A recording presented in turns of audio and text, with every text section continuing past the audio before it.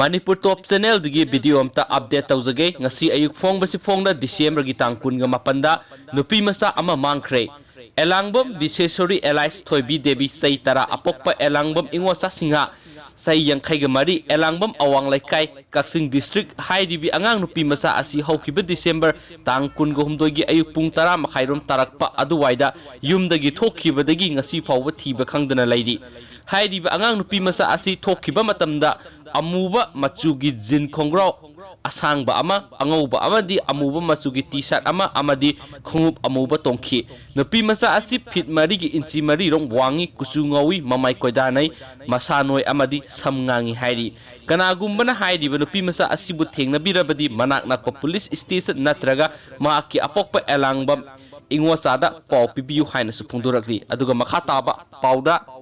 India gi lising ani chatpi Myanmar da pot leibada Chatnadre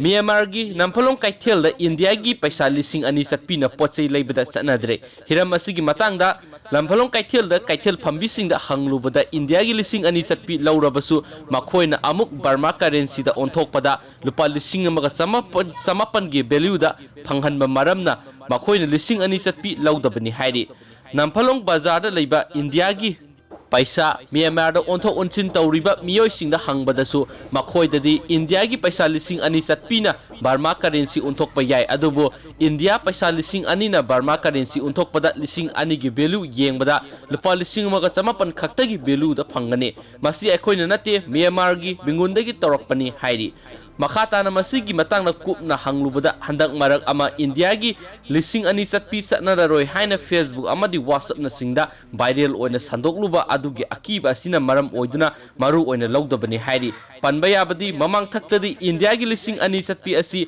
Myanmar na yamna pamna lawnarambagi pawsu laikhi nakal amaromda more da lairiba tuwan ba bank singda su handak marak lising ani chatpi ngakte account ta hapchinba lakna bugumba su tawri hairi masina Manipur amadi India gi mafam kayadagi lakpa karbar wala amadi nong phadok pasai lei lakpa singda yamna khudong sahandre masi mari leinaba singna atuba matamda yengsinbinaba yamna mathok tai haina su phungdurakli thank you